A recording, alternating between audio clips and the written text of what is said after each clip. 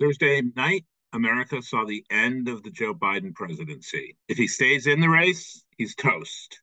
Trump was already leading in the swing states before the debate that Biden asked for early, got all the rules he wanted for, including the side by side videos of the two candidates, was a disaster for Biden. He could not speak coherently. He said, "We ended Medicaid."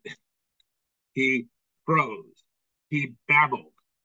When he was asked about abortion, he talked about migrant crime, which was, an issue that kills him. He'd had a week to prepare and rest, and he still couldn't show up in any form that the American people can trust in the president. Frankly, we would be talking about invoking the 25th Amendment right now, except that that would put Kamala Harris in charge, and no one wants that. If Democrats replace him, it's going to be a mess. And because Democrats decided not to hold primaries, essentially, because they blasted anyone who tried to challenge Biden, they did no debates, they did nothing. They've kept him basically in the closet, in the basement, out of the public eye, insisting that, oh, he's fine, even though people saw plenty of evidence that he was not fine, not remotely fine, but they kept gaslighting the American public. But you can't fool all of the people all of the time. And Thursday night was the disaster that was going to happen. It's sad. It's horrible to see a man in this position.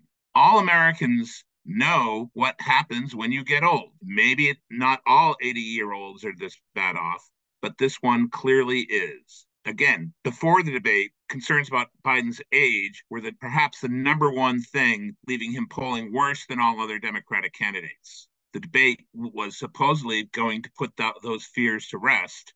It did the exact reverse. I don't know where the country goes right now. I don't feel safe with this man as our president.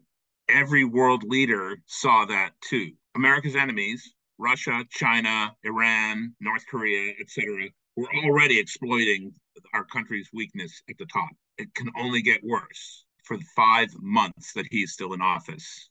Biden just fell apart.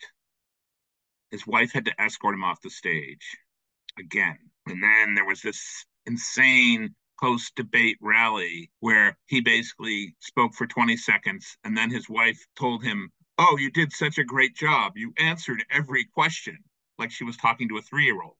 That gave us a glimpse of what's actually going on inside the White House. This is elder abuse. It's appalling.